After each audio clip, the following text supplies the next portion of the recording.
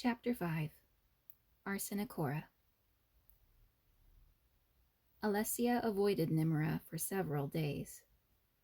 On the fourth day after the incident, she walked out on the balcony to drink her coffee, and Nimra followed, doing her best to appear contrite.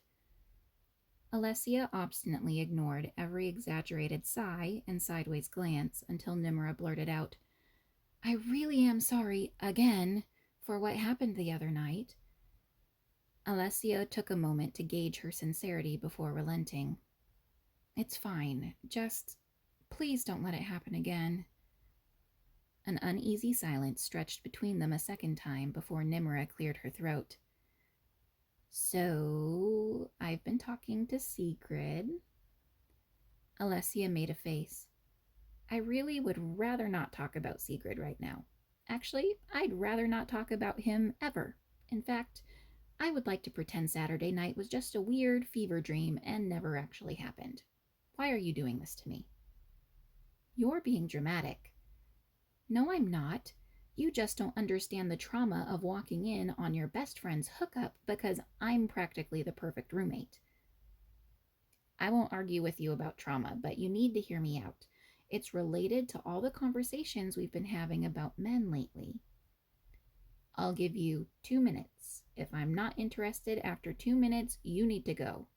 Alessia started a timer on her navigator. "Sigrid offered to help me see Arsenichora for myself." Alessia immediately stopped the timer. "Excuse me?"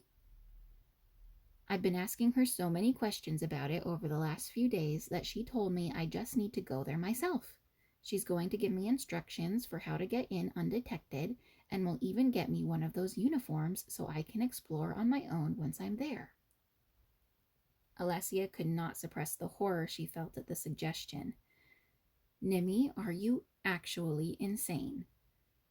"Come on, don't act like you aren't interested to see how the other half lives." Nimra bubbled with excitement. "Please come with me. Sigrid can get a uniform for you too." Alessia knew she should say no. She wanted to say no. N-O was right on the tip of her tongue. But when she thought about all her walks with Ermentrude and the tidbits of information she had gleaned from Velda, she knew in her gut the government was hiding something. "You're going alone if I say no, aren't you?" "Yes, I am." Alessia groaned. "Fine, I'll go with you, even though I still feel like this is a terrible idea." "You worry too much," Nimra replied with a dismissive flip of her hair. "Sigrid will make sure we have all the insider information we need, so it's not like we're going in blind. Let's do it this weekend." They drove for 3 hours outside of town. The road wound through mountainous terrain as the car closed in on the coordinates Sigrid had given them. Nimra had just rolled down her window to enjoy the fresh air when the vehicle slowed to a stop. "Error. The selected route includes an unmaintained forestry road." The two friends got out for a closer look. The path was overgrown, unpaved, and took a sharp turn into the woods. "What are the chances Sigrid gave us the wrong directions?" Alessia asked. "What are you talking about?" Nimra put her hands on her hips. "Did you expect us to drive straight into enemy territory like a couple of tourists? Any adventure worth having will present its own set of challenges." Alessia crossed her arms. "That's awfully philosophical, coming from someone whose primary sources of adventure are shopping and clubbing." Nimra shooed her back to the car. "Sigrid told me our way would be a little rough toward the end." "You can't force the car to drive into the forest." "I'm a bit disappointed in you. Don't you remember taking that vehicle safety course in high school?"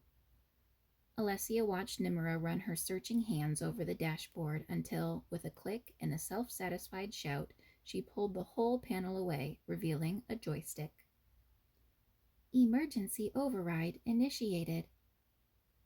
"Got it," Nimra cheered. "Let's go, Lessie."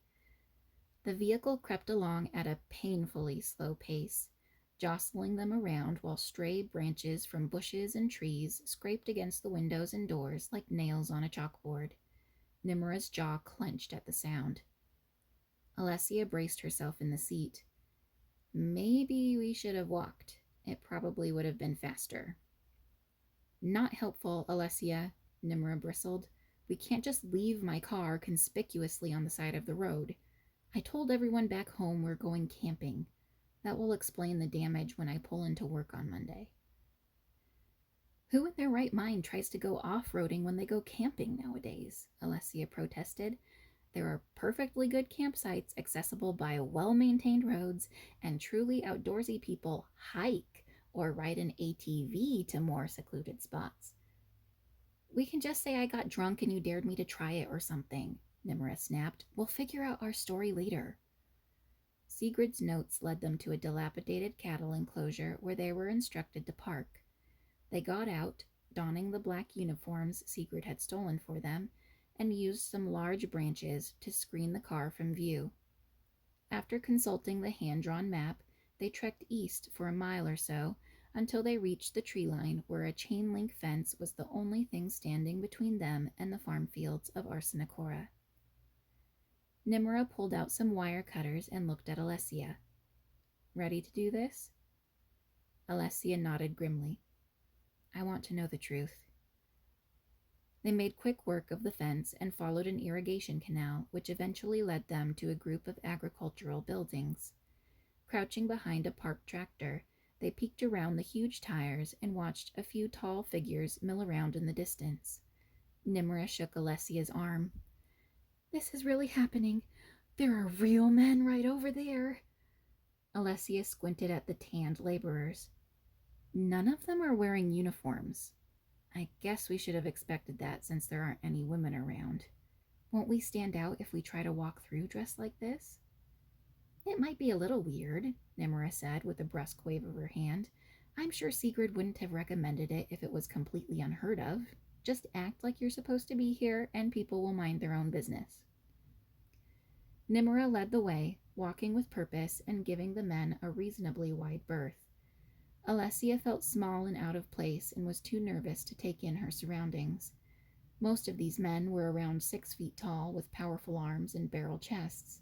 She avoided their confused glances as she walked by, afraid to hear a command to stop for questioning at any moment, but nothing happened. Then they found the main road into town, which, for the time being, was blessedly deserted. What did I tell you? Nimra whooped in triumph. I knew this would work. What do you think so far?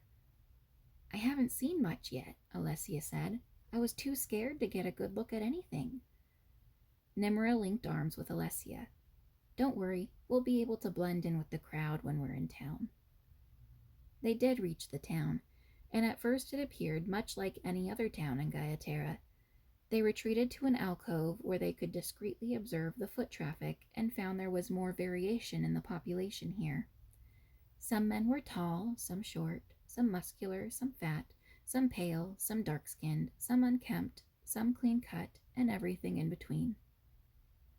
Alessia whispered, I thought they would look more menacing and brutish. I should have known we'd find just as much diversity among the men here as there is with the women back home. Nimra nodded. They're hairier and larger than what we're used to seeing, but I kind of like it, don't you? Alessia could only roll her eyes in silent disapproval. They resumed their exploration, sticking close to each other, trying to maintain a low profile, and eventually reached the downtown area where a throng of people swept them into a bustling strip lined by various businesses. A-frame signs, displaying menus of recreational drugs and large selections of alcohol, were set up at irregular intervals along the sidewalk and threatened to kneecap them if they neglected to watch where they were going for too long. One establishment rumbled ominously with raucous cheers and shouts. Slowing their pace, they peered through the windows and saw men fist-fighting, surrounded by a mob of inebriated patrons who jeered and taunted and encouraged the violence. I take back what I said, Nimra hissed as they jogged away. Nothing was attractive about that textbook example of toxic masculinity. The next building to capture their interest appeared to be a converted movie theater. A line of men stretched down the sidewalk and around the corner. It's a virtual reality building, Alessia exclaimed. Nimura read the list of available experiences displayed on a large sign in the middle of the courtyard. This is way bigger than anything we have back home. They stumbled under the sudden weight of arms draped over their shoulders. A tousled man who reeked of alcohol steered them toward the line. Bros, he laughed. Why are you so uptight and lame wearing your work uniforms off the clock? My party needs to add a couple more guys to get the group discount, and you two look like you need to chill more than anyone. Alessia's mind reeled in panic as she tried to decide how to get away without causing a scene.